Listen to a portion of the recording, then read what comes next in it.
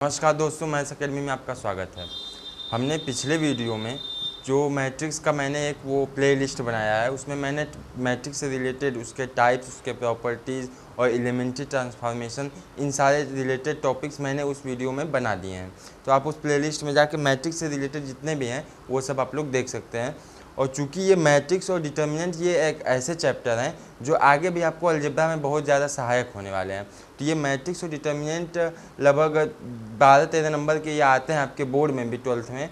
तो इन चीज़ों को आपको लेके चलना पड़ेगा। और ये जो मैट्रिक्स और डिटर्मिनेंट्स है ये टाइम टेकिंग वाले हैं, तो आप इस पर जितना ज़्यादा प्रैक्टिस करेंगे उतनी चीज़ें आप लोगों की ये सब क्लियर होती जाएंगे। और दूसरी बात, जो हम लोग ये डिटर्मिनेंट शुरू कर रहे हैं ये भी एक तरह से मैट्रिक्स का ही रिलेटेड चैप्टर है, उसी का एक पार्ट है। लेकिन जो उसमें प्रॉपर्टीज़ थी और डिटर्मिनेंट्स की जो प्रॉपर्टीज़ थी, कुछ थ्योरम्स हैं। पहले मैंने इस वीडियो में जो क्या करना है कि जो हमारे इस वीडियो में थ्योरम है और जो थ्योरेटिकल पार्ट जितने हैं डिटर्मिनेंट के, उन सारी चीज़ों को मैंने इस वीडियो में बता देना है। उसके बाद जो इसके बाद जो एग्ज़ाम्पल हैं और जो बोर्ड में आए हुए प्रॉब्लम्स हैं, और जितने ज़्यादा से ज़्यादा एग्ज़ाम्पल मैं आप लोग को वीडियो के थ्रू बताने की कोशिश करूँगा। और आगे जो आगे टॉपिक बढ़ते जाएगा वैसे वैसे वीडियोस डालते जाएंगे। तो आप लोग चैनल को पहले सब्सक्राइब कर दीजिए, ताकि जो चैनल से रिलेटेड जितने भी मैंने वीडियो डाले हैं आप लोग को मिलते जाए आसानी से। और बेल आइकन जरूर कर दें कि आप लोग को नोटिफिकेशन भी मिलते जाए कि इस वीडियो का कब आएगा, इस वीडियो का कब आएगा। तो आप लोग ये सब करते जाएँ। तो चलिए हम लोग डिटर्मिनेंट ये चैप्टर शुरू करते हैं और उसको देखते हैं कि कैसे क्या करना है। तो देखिए, डिटर्मिनेंट हम लोग शुरू करते हैं। तो डिटर्मिनेंट का क्या है, डिटर्मिनेंट। तो डिटर्मिनेंट, और सबसे पहले हम लोग डिटर्मिनेंट और मैट्रिक्स में अंतर जान लेते हैं। मैट्रिक्स जो हमने पिछले टॉपिक में पढ़ लिया है। तो डिटर्मिनेंट क्या होता है, पहले मैट्रिक्स तो आप लोगों को पता है कि m क्रॉस n की कोई मैट्रिक्स होती थी। मतलब इसमें ये नंबर ऑफ रोज थे और ये नंबर ऑफ कॉलम्स होते थे। ये नंबर ऑफ रोज थे और ये नंबर ऑफ कॉलम्स होते थे। तो ये मैट्रिक्स जैसे होती थी, तो ये 1 2 3 3 2 1 ये भी एक मैट्रिक्स है। तो यहाँ पे नंबर ऑफ रोज 2 हैं और नंबर ऑफ कॉलम्स 3 हैं, तो ये 2/3 की एक मैट्रिक्स थी। लेकिन अब आप डिटर्मिनेंट में आएंगे तो क्या होगा कि यहाँ पे एक कंडीशन होगी। कोई मैट्रिक्स डिटर्मिनेंट कब बन जाती है, जब number of rows equal to number of columns. वहाँ पे आपका ये कंपलसरी कंडीशन नहीं था कि आपके नंबर ऑफ रोज और नंबर ऑफ कॉलम्स इक्वल ही हों, लेकिन यहाँ पे आपके number of rose number of columns के बराबर होने चाहिए। मतलब कि अगर 3/3 की मैट्रिक्स है, A1 B1 C1 A2 B2 C2 A3 B3 और C3, तो ये एक तरह से डिटर्मिनेंट है। ये एक डिटर्मिनेंट है। और देखिए, डिटर्मिनेंट को हम लोग शो कैसे करते हैं, ऐसे एक ट्रायंगल से दिखा के, एक ट्रायंगल से हम लोग डिटर्मिनेंट को शो करते हैं। और यहाँ पे जो डिटर्मिनेंट है वो सबसे मेन कंडीशन यही है कि number of rows equal to number of columns होने चाहिए डिटर्मिनेंट में। और मैट्रिक्स में क्या होता था कि number of rose number of columns के बराबर नहीं है। 3/2 की मैट्रिक्स होती थी, 2/3 की मैट्रिक्स होती थी। मतलब नंबर ऑफ जो रोज होते थे वो नंबर ऑफ कॉलम से ज़्यादा हो सकते थे, number of rose number of column से कम हो सकते थे। तो ऐसी कोई ये सब कंडीशन थी मैट्रिसेस में। लेकिन यहाँ पे जो डिटर्मिनेंट है वहाँ पे क्या कंडीशन है कि number of rows equal to number of columns. 2/2 की मैट्रिक्स होनी चाहिए, 2/2 का डिटर्मिनेंट होना चाहिए, 3/3 का डिटर्मिनेंट होना चाहिए। ये सब चीज़ें जो हैं आपके डिटर्मिनेंट के पार्ट्स में हैं। तो अब हम लोग देखेंगे कि किसी भी डिटर्मिनेंट की वैल्यू कैसे निकाली जाती है।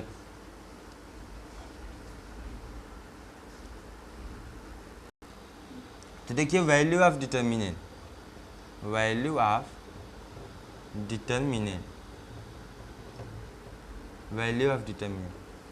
ऑफ डिटर्मिनेंट अगर हमें निकालना है तो पहले हम लोग को 3/3 की अगर मैट्रिक्स दी होती थी, जैसे A1 A2 A1 B1 C1 A2 B2 C2 A3 B3 और ये C3, ये 3/3 की एक।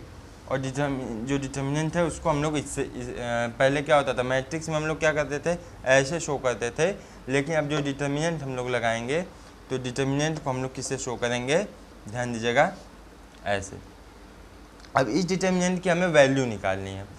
तो हमें पता है कि जो डिटर्मिनेंट की जब हम वैल्यू निकालेंगे तो ये प्लस, ये माइनस और ये प्लस, ये मैंने माइनर में भी मैट्रिक्स के चैप्टर में बताया था कि डिटर्मिनेंट किसी भी मैट्रिक्स की वैल्यू कैसे निकाली जाती है।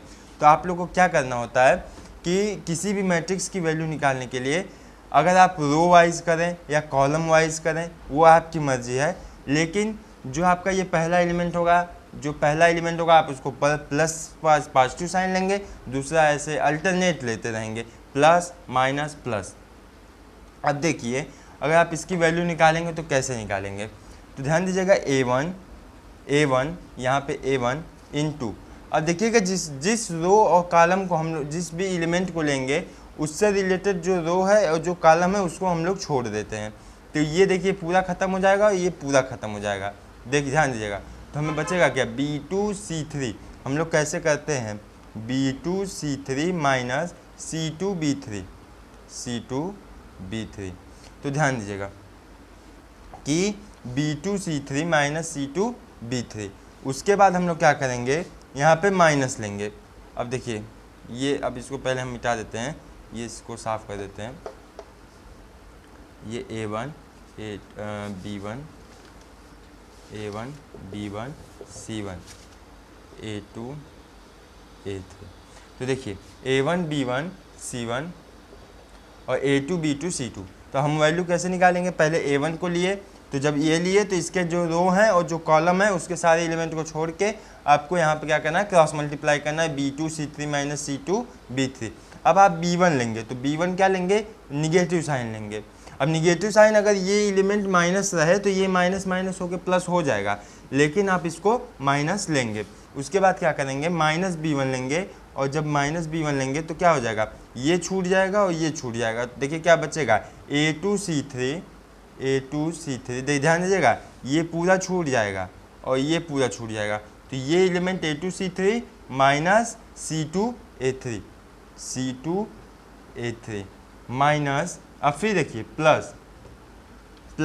अब यहाँ पे देखिए आपने A1 लिया, B1 लिया, माइनस का B1 लिया, उसके बाद आपका C1 आता है, और C1 कैसे लेंगे आप लोग, ये ले लेंगे और ये वाला कॉलम छोड़ देंगे, ये वाली रो छोड़ देंगे।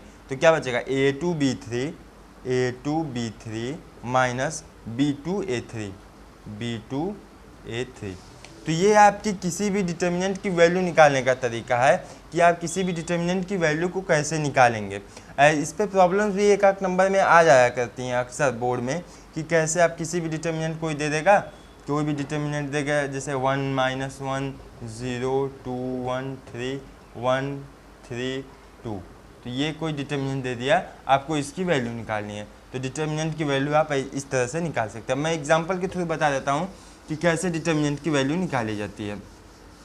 तो ध्यान दीजिएगा, जैसे कि मान लीजिए आपने ये आपको डिटर्मिनेंट दिया हुआ है, आपको इसकी वैल्यू निकालनी है। तो आप क्या करेंगे, सबसे पहले ध्यान दीजिएगा, पहला एलिमेंट लेंगे 1 इंटू, अब क्या करेंगे, ये कॉलम और ये रो आप इसको छोड़ देंगे, तो क्या हो जाएगा, 1 2 = 2, तो 1 2 2 2 माइनस और 3 3 का 9। तो यहाँ पे हो गया आपका ये। अब यहाँ पे देखिए -1 है। देखिए अब आप ये अगर इस रो से वाइज करें या इस कॉलम वाइज करें या इस रो वाइज करें या इस कॉलम वाइज करें, किसी भी रो या किसी कॉलम को आप उठा के अगर सॉल्व करेंगे मैट्रिक्स को, तो उसकी जो वैल्यू आएगी वो यूनिक आएगी, मतलब कि सेम होगी, अलग अलग नहीं होगी। तो आप चाहे जैसे करें, लेकिन सब लोग कोई फर्स्ट रो से उठाता है, कोई फर्स्ट कॉलम से करता है, जिसमें आपको कंफर्टेबल फील हो आप उससे कर सकते हैं। लेकिन मैं आपको रो वाइज बता रहा हूँ कि आप क्या करिए, 1 करिए, उसके बाद 2 - 9। अब ये -1 है, तो अब यहाँ पे हमें दूसरा एलिमेंट क्या होता था, ये प्लस, ये माइनस, ये प्लस, तो ये पहले से ऑलरेडी -1 है, तो यहाँ पे माइनस माइनस मिल के क्या हो जाएगा, प्लस हो जाएगा, और 1, और ये छूटेगा और ये छूटेगा, तो क्या बचेगा, 2 2 = 4 -3, तो 4 - 3। उसके बाद तीसरा 0, तो 0 के बाद तो अगर हमें कुछ भी मल्टीप्लाई करेंगे तो वो 0 ही आएगा, तो हमारा ये तो ऐसे ही 0 हो जाएगा, क्योंकि हम अगर 0 में कुछ भी मल्टीप्लाई करेंगे 0 होगा। तो ये 2 - 9 कितना हो जाएगा, -7 प्लस 4 में से 3 गया 1 और ये +1, तो -7 + 1 कितना हो जाएगा, -6। तो ये आंसर आ गया। ये आपकी 3/3 ऑर्डर की जो डिटर्मिनेंट है वो क्या करें, इसकी वैल्यू कैसे निकालेगी डिटर्मिनेंट की, ये मैंने आप लोगों को बता दिया है। तो इस पे बोर्ड पे प्रॉब्लम कैसे आती हैं ये आप लोग ध्यान दीजिएगा कि बोर्ड पे प्रॉब्लम्स कैसे आती हैं। तो देखिए आपके सामने ये 2/, ये एक आपको क्वेश्चन दिया गया था और ये पिछली बार मैंने बोर्ड में किसी साल आया भी हुआ है। तो ये कैसे लगेगा, यहाँ हमें x की वैल्यू निकालनी है, तो हमें किसी भी डिटर्मिनेंट की पहले हम वैल्यू निकाल लेंगे और जो करस्पॉन्डिंग एलिमेंट्स हैं उसको हम लोग यहाँ पे क्या करेंगे, इक्वल कर देंगे। तो देखिए हम लोग पहले वैल्यू निकाल लेते हैं, तो क्या हो जाएगा x+1 x+2 इंटू नहीं x+1 x+2 माइनस x-3 और यहाँ पे x-1, ये आपने इस डिटर्मिनेंट की वैल्यू निकाल ली। और यहाँ पे क्या हो जाएगा 12 - 1 मतलब 12+1, यहाँ पे हो जाएगा 13। तो यहाँ पे इसकी मल्टीप्लाई कर देंगे तो क्या हो जाएगा x² प्लस क्या हो जाएगा ये x + 2x, यहाँ पे 3x + 2 और यहाँ पे माइनस। तो अब इसको मल्टीप्लाई कर लीजिए, अब इसको अलग कर लीजिए, कैसे होगा, ये x² हो जाएगा, ये कितना हो जाएगा 3 हो जाएगा और ये -3x, ये -x, तो कितना हो जाएगा -4x और इक्वल टू 13। तो आप क्या करेंगे x² + 3x + 2 -x² -3 + 4x equal to 13। तो x² कट गया 3 से, तो कितना हो जाएगा -3x 4x 7x + 2 3 मतलब कि -1 इक्वल टू 13। तो यहाँ पर 7x इक्वल टू कितना हो जाएगा 14। तो यहाँ से क्या हो जाएगा x इक्वल टू आ जाएगा 2। तो ऐसे ये जो प्रॉब्लम्स एक आध नंबर में ये ऐसे जो प्रॉब्लम्स होते हैं डिटर्मिनेंट पे रिलेटेड वो एक आध नंबर में इसी तरह आ जाया करती हैं। तो आप लोग इसको आसानी से लगा लेंगे, तो इसमें कोई बहुत बड़ी बात नहीं है, लेकिन ये देखिए ऐसे ऐसे लगेगा। अब हम इसके बाद हम आपको अगली टॉपिक बताते हैं माइनर और कोफैक्टर। तो माइनर और कोफैक्टर क्या होता है ये आप लोग देखिए आगे। तो देखिए आप लोग के सामने ये अब एक नया टॉपिक है डिटर्मिनेंट में, माइनर एंड कोफैक्टर। ये टर्म क्या होते हैं अब आप लोग इसको समझिएगा। तो माइनर क्या होता है, अगर कोई एक डिटर्मिनेंट दिया हुआ है, ध्यान दीजिएगा कि अगर कोई एक डिटर्मिनेंट दिया हुआ है, जैसे एक डिटर्मिनेंट दिया हुआ है a11 a12 a13 फिर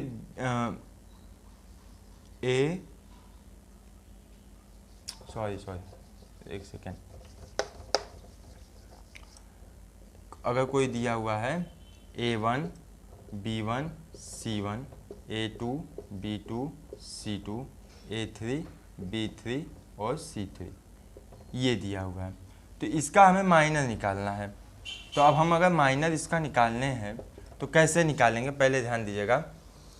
हर एक एलिमेंट का, किसी भी डिटर्मिनेंट के हर एक एलिमेंट का अपना अपना एक माइनर होता है और हर एक एलिमेंट का अपना अपना कोफैक्टर होता है। तो माइनर कैसे निकालते हैं, अगर हम a1 का मान लीजिए माइनर निकाल रहे हैं, a1 का हम लोग माइनर निकाल रहे हैं, मान लीजिए कि m1, मान लीजिए ये कि लेट a1 का जो माइनर है, a1 के माइनर को हम लोग m1 से शो कर रहे हैं। तो m1 क्या होगा, मतलब माइनर क्या होगा वो ध्यान दीजिएगा।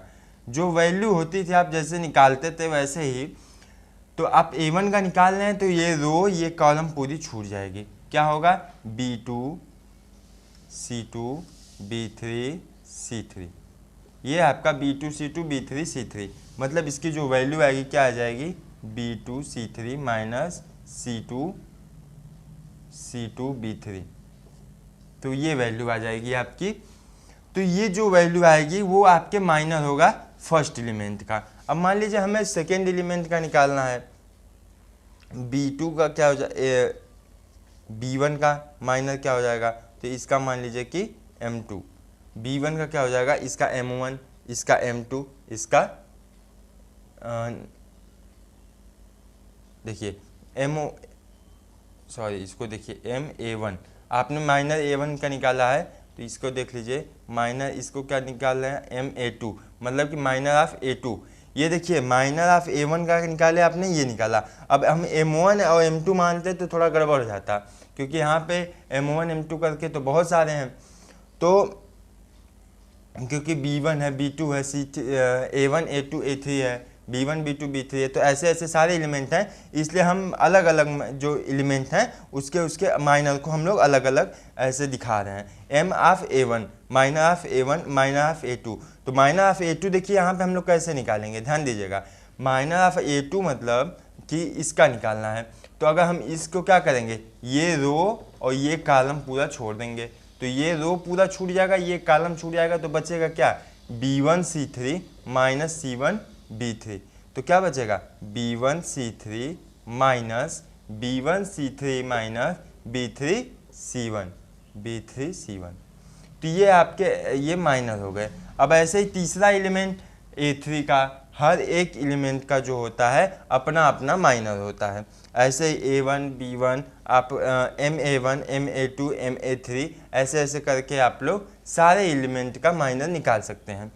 तो बस यहाँ पे क्या होता है, जो आप वैल्यू निकालते थे डिटर्मिनेंट की, वहाँ पे आप लोग A1 से मल्टीप्लाई करते थे। जैसे कि आप क्या करते थे, A1 से मल्टीप्लाई करके क्या करते थे, B2C3 माइनस C2 B3, ये आप करते थे।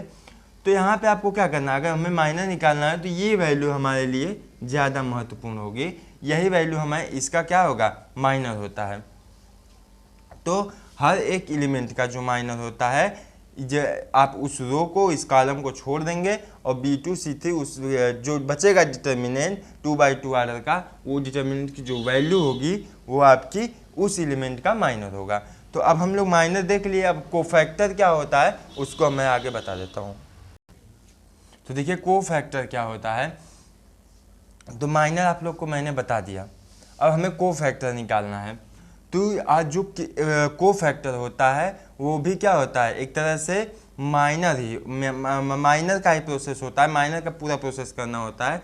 लेकिन यहाँ पे एक चीज़ होती है, जैसे कि आप देखिए कि आपने किसी का भी माइनर निकाला तो उसका जो एलिमेंट का पोजीशन होता है, जैसे कि देखिए ये कोई डिटर्मिनेंट दिया हुआ है, अब मैं पोजीशन वाइज में बताता हूँ A1 A2 छोड़ के। जैसे कि आप ये एलिमेंट A11 होगा, ये A12 होगा, ये A13 होगा, ये क्या हो जाएगा A21 होगा, ये A22 होगा और ये 23 हो जाएगा, और ये क्या हो जाएगा A31 A32 और A33। तो ये हो गया आपका डिटर्मिनेंट पोजीशन वाइज। तो अगर ये पोजीशन वाइज आपका डिटर्मिनेंट है तो आप इसका पहले माइनर मान लीजिए आप निकाल लिए A11। अब ये फार्मूला आप लोग ध्यान दीजिएगा कि CIJ equal to minus I plus J into MIJ। ये MIJ क्या है, ये आपका माइनर है। माइनर किसी भी एलिमेंट का जो माइनर होता है उसके में -1 के उस पावर का जो मतलब पोजीशन, अभी देखिए आप लोग को समझ में आ जाएगा इस फार्मूले का क्या मतलब है। जैसे कि आपने A11 का माइनर निकाला पहले, तो A11 का माइनर आप निकालते हैं तो क्या हो जाएगा A22 A into A22 into A23 minus A23 into A32, ये आपका माइनर हो गया। ये किस एलिमेंट का माइनर है, ये A11 का माइनर है। तो अब देखिए हमें माइनर अगर हमें निकालना है तो हम क्या करेंगे कि -1 की पावर माइनस, देखिए ध्यान दीजिएगा, जो हमारा -1 है, -1 की पावर I प्लस J, मतलब जिस पोजीशन पे होगा, मतलब ये I इक्वल टू 1 है, J इक्वल टू 1 है, तो मतलब कि 1 + 1 इक्वल टू 2, तो 2 इंटू ये जो वैल्यू आएगी यहाँ पे इंटू A23 माइनस A23.A32, तो ये हो जाएगा यहाँ पे 1 into A22 into A23 minus A23.A32, तो ये हो जाएगा आपकी वैल्यू।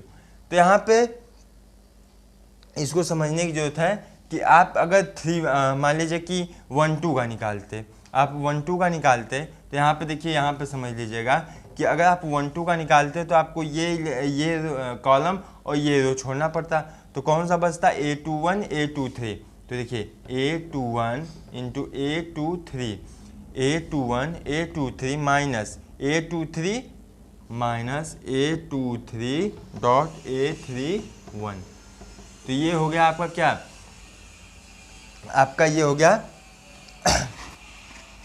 माइनर। इस एलिमेंट का आपने माइनर ये निकाला, उसके बाद हमें कोफैक्टर निकालना है। तो इसकी पोजीशन क्या है, i प्लस जे की, इसकी वैल्यू 3 हो जाएगी। तो इसमें हम क्या करेंगे, -1 की मल्टीप्लाई करेंगे 3 से, तो हमें क्या हो जाएगा, -1 की पावर 3 -1 होता है।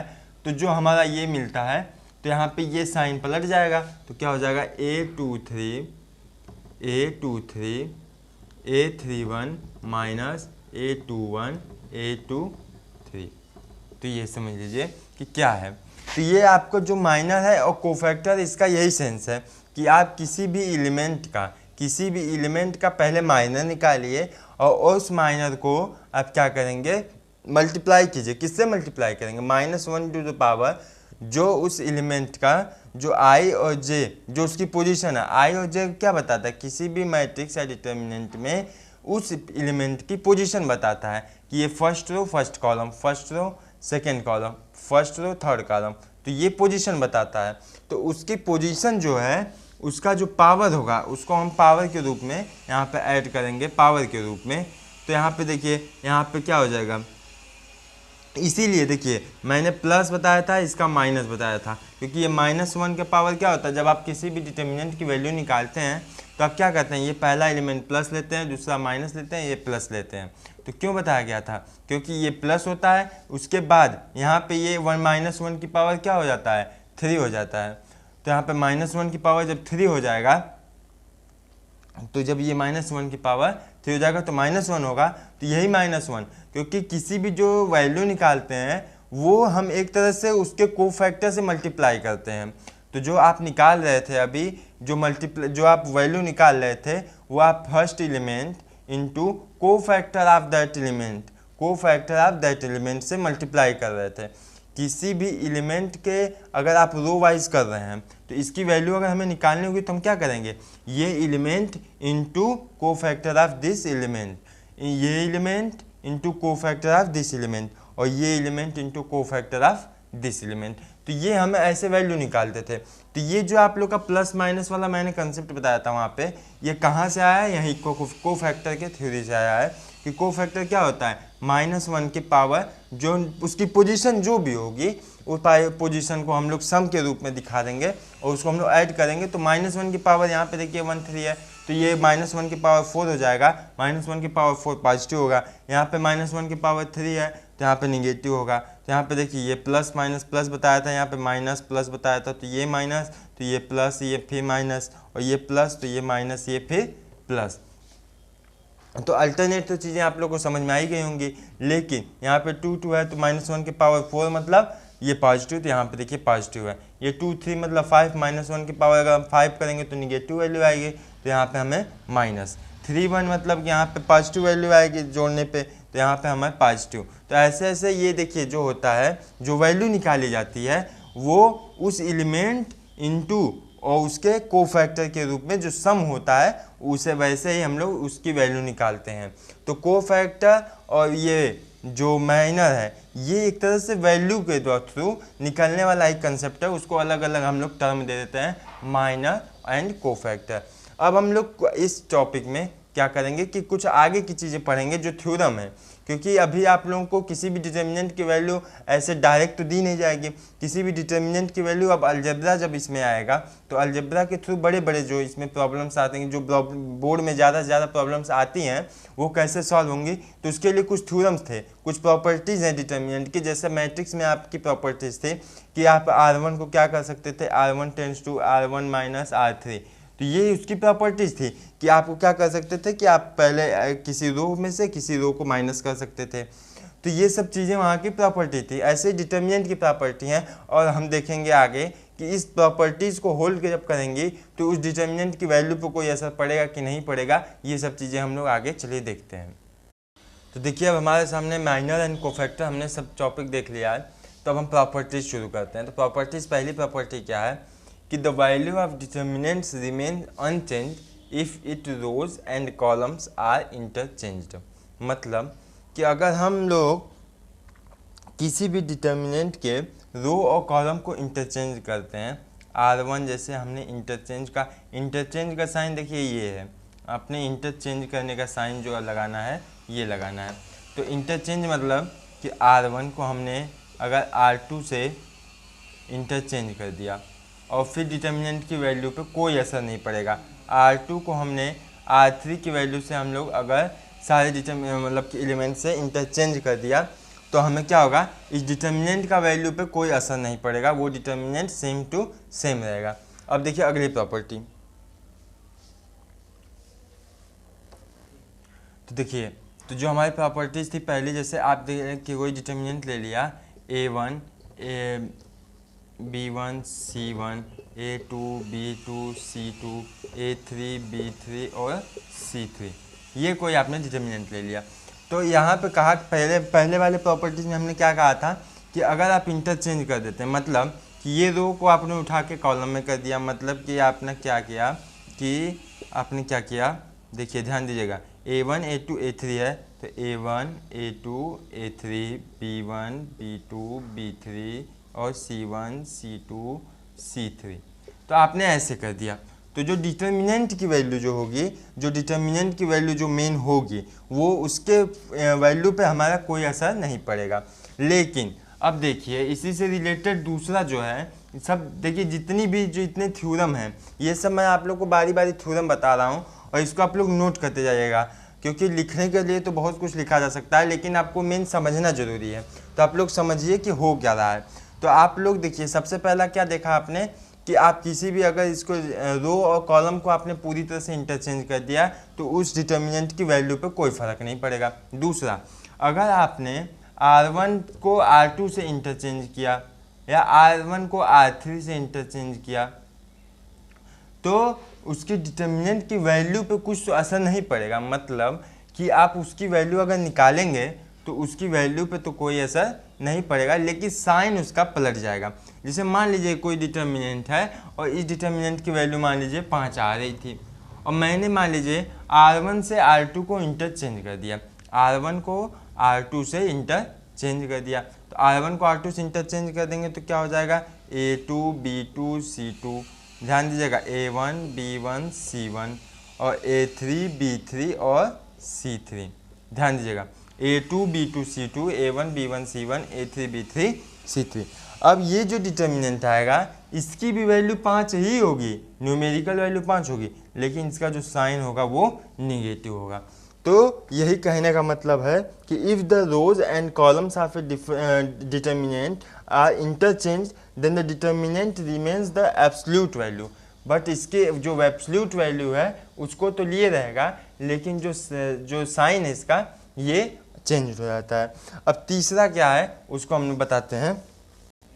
तो देखिए सबसे बड़ी बात कि अगर अब इसमें तीसरा थ्योरम क्या है कि अगर ये डिटर्मिनेंट कि किसी दो रो या कॉलम, ये एक इम्पॉर्टेंट है, आप लोग को इसका आगे भी काम पड़ेगा, इसको बहुत ध्यान देने वाली चीज़ है कि अगर किसी भी चीज़ें आसान होती जाएंगी, थ्योरम को आप लोग अगर अपने माइंड में रखेंगे तो चीज़ें आसान होती जाएंगी। तो ये थ्योरम क्या कहता है कि अगर किसी भी डिटर्मिनेंट के दो रोज या कॉलम्स आइडेंटिकल हों तो उसकी वैल्यू क्या हो जाती है, 0 हो जाती है।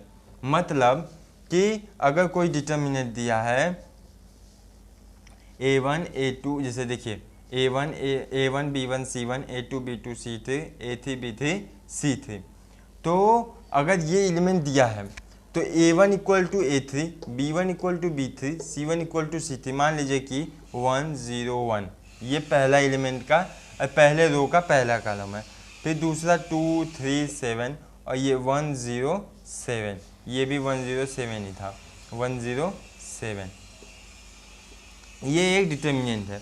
तो इसके एलिमेंट क्या हैं, आपके फर्स्ट रो और थर्ड रो के जो एलिमेंट हैं वो सेम है, तो क्या इसका मतलब हुआ कि जो इसकी वैल्यू आएगी वो 0 आएगी। आप लोग निकाल के देख लीजिए कॉपी पे, इसकी जो वैल्यू आएगी वो 0 आएगी। ऐसे ही किसी कॉलम में अगर देखिए ये 1 2 1 है, ये 0 3 1 है 0 3 और ये खुद ये 1 2 1 हो जाए तो इसकी भी वैल्यू जो होगी वो 0 होगी।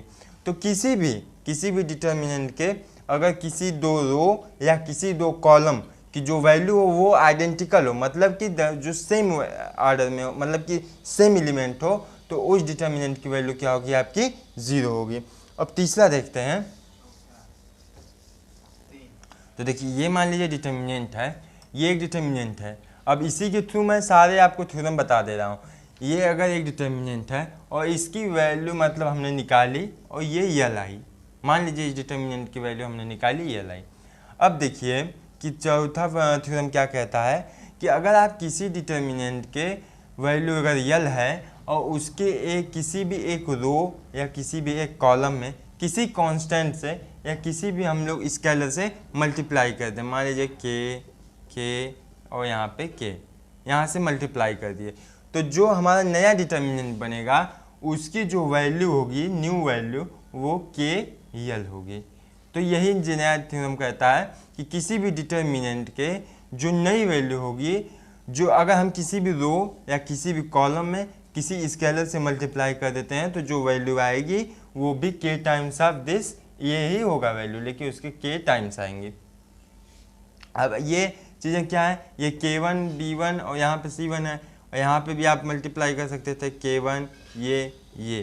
तो आप किसी भी रो या किसी भी कॉलम में आप मल्टीप्लाई करेंगे अगर के से, तो जो वैल्यू होगी वो एब्सोल्यूट वैल्यू की के टाइम्स आ जाएगी। तो ये चीज़ें आप लोग को थ्योरम में आप लोग को समझने की जाए, और याद सबसे ज़्यादा जरूरी बात कि याद रखने की ज़रूरत है। उसके बाद अगला थ्योरम, तो देखिए अब अगला थ्योरम क्या कहता है। अगला थ्योरम कि जैसे मान लीजिए ये आपका एक डिटर्मिनेंट दिया हुआ है a1 b1 c1 a2 b2 c2 a3 b3 c3। अब आपने इसके वैल्यू को, अब ध्यान दीजिएगा कि ये a1 b1 c1, अब मतलब कि अगर कोई भी एक रो या एक कॉलम का जो एलिमेंट है किसी दूसरे कॉलम या किसी भी दूसरे कॉलम के या रो के प्रोपोर्शनल हो, प्रोपोर्शनल इन द सेंस क्या कहते हैं कि अगर ये a1 है तो ये जो है, ये जो a3 है, यहाँ पे मान लीजिए ये ka1 है, ये b1 है तो ये kb1 है और ये kc1 है। मतलब कि जो तीसरा एलिमेंट है यहाँ पे ये प्रोपोर्शनल है, मतलब कि इसका मान लीजिए k गुना है, ये भी k गुना है और ये k गुना है। तो क्या होगा कि ऐसे स्थिति में इस डिटर्मिनेंट की जो वैल्यू होगी वो 0 होगी। तो आप लोग को ये सब चीज़ें ध्यान देने की जरूरत है कि अगर किसी भी डिटर्मिनेंट में अगर कोई भी रो कोई भी कॉलम किसी दूसरे रो या किसी दूसरे कॉलम का प्रोपोर्शनल हो या कोई भी उसमें रिलेशन हो, तो वो क्या होगा, उस डिटर्मिनेंट की वैल्यू आपकी क्या आ जाएगी, 0। ये आप लोग को ध्यान देने की जरूरत है। फिर अगला हम लोग देखते हैं, तो देखिए अब हमारा जो छठवां थ्योरम है वो क्या कहता है कि अगर कोई भी डिटर्मिनेंट जैसे मान लीजिए ये a1 into a1 plus alpha, b1 plus beta और c1 प्लस गामा, ये a1 plus alpha, b1 plus beta, c1 plus gamma के रूप में कोई एक डिटर्मिनेंट दिया हुआ है। तो इसको हम लोग किस फॉर्मेट में लिख सकते हैं, इसको हम लोग अलग अलग डिस्ट्रीब्यूट कर सकते हैं। तो डिस्ट्रीब्यूट कैसे करेंगे, जैसे देखिए इस डिटर्मिनेंट को हम लोग क्या लिख सकते हैं कि a1 b1 c1 a2 b2 c2 a3 b3 और यहाँ पे c3, ये प्लस जो हमारा एलिमेंट बनेगा क्या हो जाएगा, alpha beta gamma a2 b2 c2 a3 b3 और यहाँ पे c3। तो देखिए किसी भी डिटर्मिनेंट को अगर हमारा इस फॉर्मेट में हो कि कोई भी अगर सम के रूप में हो तो या माइनस के रूप में हो, तो अगर माइनस के रूप में होता तो हम लोग क्या करते हैं, यहाँ पे माइनस कर देते और ये एक अलग मैट्रिक्स बन जाती। तो इसको हम लोग डिस्ट्रीब्यूट कर सकते हैं। तो यहीं से हम लोग क्या कर सकते हैं, डिस्ट्रीब्यूट कर सकते हैं। अगर कोई भी मैट्रिक्स या कोई भी रो या कॉलम के वाइज अगर हमारा सम के रूप में या माइनस के रूप में है, डिफरेंस के रूप में है, तो उसको हम लोग जो डिटर्मिनेंट है उसको हम लोग इस तरह से बांट सकते हैं। ये हमारा छठवां थ्योरम कहता है कि हम लोग किसी भी जो डिटर्मिनेंट है उसको इस तरह से डिस्ट्रीब्यूट कर सकते हैं। अब अगला टॉपिक देखते हैं। तो देखिए हमारा अगला थ्योरम क्या कहता है, तो हमारा अगला थ्योरम कहता है कि अगर आप किसी भी डिटर्मिनेंट के, जैसे कि आपने ये डिटर्मिनेंट ले लिया, तो अब देखिए समझिएगा क्या कह रहा है हमारा अगला थ्योरम, a11 इंटू A21। मैंने क्या लिखा है अभी मैं आप लोगों को बताऊंगा। पहले ये देखिए मैं लिख के आ रहा हूँ, A11 into A21 plus A12 A22 plus A13 A23 equal to 0। यही हमारा अगला थ्योरम कहता है। क्या कहता है कि अगर किसी भी डिटर्मिनेंट के अगर आप आपने इस एलिमेंट की आपने इसका मल्टीप्लाई इसके करस्पॉन्डिंग सेकेंड रो के कोफैक्टर से मल्टीप्लाई किया, ये जो फर्स्ट एलिमेंट का फर्स्ट कॉलम का जो फर्स्ट रो और फर्स्ट कॉलम का जो फर्स्ट एलिमेंट है वो इनटू इसके A21 मतलब क्या है, ये A21 का क्या है कोफैक्टर, ये इंटू इसका कोफैक्टर, ये इंटू इसका कोफैक्टर, ये इंटू इसका कोफैक्टर जो होगा और इन सब का जो सम होगा वो क्या होगा 0 होगा। तो यही हमारे इस थ्योरम में दिया गया है कि जो हमारे करस्पॉन्डिंग सेकेंड रो के जो एलिमेंट होंगे, जो हम फर्स्ट रो हम लोग लेंगे, जो करस्पॉन्डिंग सेकेंड रो के जो एलिमेंट होंगे उनके जो कोफैक्टर होंगे उनसे अगर हम फर्स्ट रो के एलिमेंट्स को मल्टीप्लाई करेंगे और उनका जो सम करेंगे तो वो हमें क्या मिलेगा 0। तो ये हमारा ये वाला थ्योरम कहता है। उसके बाद हम बता देंगे कि आप लोग को जो हम लोग डिटर्मिनेंट की वैल्यू देखिए क्या कैसे की जाती है कि किसी भी डिटर्मिनेंट की वैल्यू निकालने के लिए आप लोगों को कुछ नोटेशन होंगे कि जैसे कि आपने R1 और R2 को इंटरचेंज किया, R1 और देखिए मैंने मैट्रिक्स में बताया था कि एलिमेंट्री ट्रांसफॉर्मेशन में मैंने क्या बताया था कि अगर आप किसी रो या किसी कॉलम से आपने अपना शुरू कर दिया सवाल लगाना तो आप रो या कॉलम को ही लेके चलेंगे। रो से शुरू कर दिया तो आप उसको अंत तक रो ही को लेके चलेंगे, और अगर कॉलम से शुरुआत कर दी तो आप अंत तक कॉलम को लेके चलेंगे। लेकिन अब अगर आप यहाँ पे देखें तो आप रो से शुरू कर दिए तो आप अगर ज़रूरत पड़े तो आप कॉलम का यूज़ कर सकते हैं, अगर कॉलम में चल रहे हैं अगर आपको ज़रूरत पड़े तो रो में जा सकते हैं। तो यहाँ पे बहुत इंटरेस्टिंग चीज़ है, ये सब चीज़ें आप लोगों को यहाँ पे आसानी बना देंगी। उसके बाद आप लोगों को कुछ नोटेशन मैं बता दे रहा हूँ, नोटेशन जो आप लोग को आगे प्रॉब्लम सॉल्व करने में बहुत सहायता करेंगे। तो क्या है कि यहाँ पे पहले R1 को अगर हमने R2 से इंटरचेंज किया तो हम लोग इसको ऐसे दिखाते हैं।